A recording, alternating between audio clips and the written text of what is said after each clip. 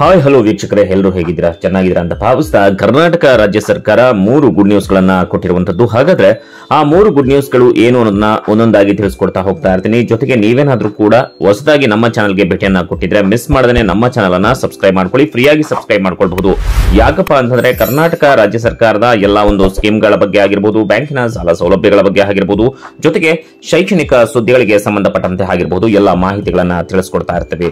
ಫ್ರೀಯಾಗಿ ನೀವು ಸಬ್ಸ್ಕ್ರೈಬ್ ಮಾಡ್ಕೊಳ್ಬಹುದು. ಇದಕ್ಕೆ ಯಾವುದೇ ರೀತಿಯಾದಂತಹ ಚಾರ್ಜಸ್ ಇರೋದಿಲ್ಲ. ಸೊ ಬನ್ನಿ ಈಗ ಕರ್ನಾಟಕ ರಾಜ್ಯದ 3 ಗುಡ್ ನ್ಯೂಸ್ ಏನು ಸರ್ಕಾರದ್ದು ಅಂತ ನೋಡ್ತಾ ಹೋಗೋಣ. ಮೊದಲ ಗುಡ್ ನ್ಯೂಸ್ ಏನಪ್ಪಾ ಅಂತಂದ್ರೆ, ಮಹಿಳಾ ಮತ್ತು ಮಕ್ಕಳ ಕಲ್ಯಾಣ ಇಲಾಖೆಯ ಸಚಿವೆಯಾದಂತಹ ಶ್ರೀಮತಿ ಲಕ್ಷ್ಮಿ ಹೆಬ್ಬಾಳ್ಕರ್ ಅವರು ಘೋಷಣೆಯನ್ನ ಮಾಡಿರುವಂತದ್ದು, ಒಂದು ಆದೇಶವನ್ನ ಹೊರಡಿಸಿರುವಂತದ್ದು. ಏನಪ್ಪಾ ಅಂತಂದ್ರೆ 7ನೇ ಕಂತಿನ ಗೃಹಲಕ್ಷ್ಮಿಯ ಹಣ ಸೋಮವಾರ ಬಿಡುಗಡೆ ಆಗ್ತಾ ಇರುವಂತದ್ದು. ಇವರು ಏನು ಹೇಳಿದಾರಪ್ಪ ಅಂತಂದ್ರೆ, ಕರ್ನಾಟಕ ರಾಜ್ಯದ ಜಿಲ್ಲೆಗಳಿಗೆ ಹಣ ಬಿಡುಗಡೆ ಆಗ್ತದೆ ಅಂತ ಹೇಳಿ ತಿಳಿಸಿರುವಂತದ್ದು. ಆದ್ರೆ ಯಾವ ಯಾವ ಜಿಲ್ಲೆಗಳಿಗೆ ಬಿಡುಗಡೆ ಆಗತ್ತೆ ಅಂತ ಹೇಳಿ ಇವರು ತಿಳಿಸಿಲ್ಲ. ಸೊ ಇದು ಒಂದು ಮಾಹಿತಿ.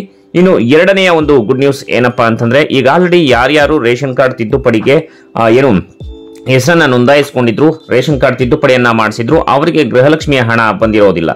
ಈಗ ಆ ಒಂದು ರೇಷನ್ ಕಾರ್ಡ್ ತಿದ್ದುಪಡಿ ಮಾಡಿದಂತಹ ಫಲಾನುಭವಿಗಳ ಪಟ್ಟಿಯನ್ನ ಸಿದ್ಧ ಮಾಡಿಕೊಂಡು ಅವರಿಗೂ ಕೂಡ ಏನು ಪೆಂಡಿಂಗ್ ಹಣ ಇತ್ತು ಆ ಹಣವನ್ನು ಕೂಡ ಶ್ರೀಮತಿ ಲಕ್ಷ್ಮಿ ಹೆಬ್ಬಾಳ್ಕರ್ ಅವರು ಬಿಡುಗಡೆ ಮಾಡ್ತೇವೆ ಅಂತ ಹೇಳಿ ತಿಳಿಸಿರುವಂತದ್ದು. ಇನ್ನು ಮುಂದಿನ ಗುಡ್ ನ್ಯೂಸ್ ಏನಪ್ಪಾ ಅಂತಂದ್ರೆ, ಕೆಲವೊಂದು ಫಲಾನುಭವಿಗಳು ಹೇಳ್ತಾ ಇದ್ರು, ನಾವು ಟ್ಯಾಕ್ಸ್ ಪೇಯರ್ ಅಲ್ಲ, ನಾವು ಟ್ಯಾಕ್ಸ್ ಕಟ್ಟೋದಿಲ್ಲ, ಆದ್ರೂ ಕೂಡ ನಮಗೆ ಗೃಹಲಕ್ಷ್ಮಿಯ ಹಣ ಬರ್ತಾ ಇಲ್ಲ, ಯಾಕೆ ಅಂತ ಕೇಳ್ತಾ ಇದ್ರು.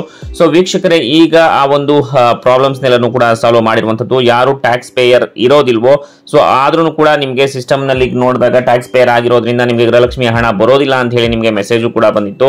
ಆದ್ರೆ ಈಗ ಅದರ ಒಂದು ಕುಂದು ಕೊರತೆಗಳನ್ನ ನಿವಾರಣೆ ಮಾಡಿರುವಂತದ್ದು. ಸೊ ಅದನ್ನು ಕೂಡ ಒಂದು ಲಿಸ್ಟ್ ಮಾಡ್ಕೊಂಡಿದ್ದಾರೆ. ಪೆಂಡಿಂಗ್ ಹಣ ಯಾರ್ಯಾರಿಗಿದೆ, ಸೊ ಆ ಒಂದು ಹಣವೂ ಕೂಡ ನಿಮ್ಗೆ ಗೃಹಲಕ್ಷ್ಮಿ ಹಣ ಬರ್ತಾ ಇದೆ. ಸೊ 7ನೇ ಕಂತಿನ ಹಣ ಒಟ್ಟಾರೆಯಾಗಿ ಪ್ರತಿ ಜಿಲ್ಲೆಗಳಿಗೆ ಹಂತ ಹಂತವಾಗಿ ಬರುತ್ತೆ ಅಂತ ಹೇಳಿ ಶ್ರೀಮತಿ ಲಕ್ಷ್ಮಿ ಹೆಬ್ಬಾಳ್ಕರ್ ಅವರು ತಿಳಿಸಿದ್ದಾರೆ. ನೀವು ಯಾವ ಒಂದು ಕಂತಿನ ಹಣವನ್ನ ಪಡ್ಕೊಂಡಿದ್ರ, ನಿಮ್ಗೆ ಯಾವ ಒಂದು ಕಂತಿನ ಹಣ ಬರಬೇಕು ಗೃಹಲಕ್ಷ್ಮಿದು ಅಂತ ಹೇಳಿ ಕಮೆಂಟ್ ಸೆಕ್ಷನ್ ಅಲ್ಲಿ ಕಮೆಂಟ್ ಮಾಡಿ. ಮತ್ತೆ ಮುಂದಿನ ಒಂದು ಕರ್ನಾಟಕ ಸರ್ಕಾರದ ಹೊಸ ಅಪ್ಡೇಟ್ ಜೊತೆ ಭೇಟಿ ಆಗ್ತೇನೆ. ಈ ವಿಡಿಯೋ ಸಹಾಯ ಆಗಿದ್ರೆ ಒಂದು ಲೈಕ್ ಮಾಡಿ, ಹಾಗೆ ಮರಿದನೆ ಶೇರ್ ಮಾಡಿ. ನಮಸ್ಕಾರ.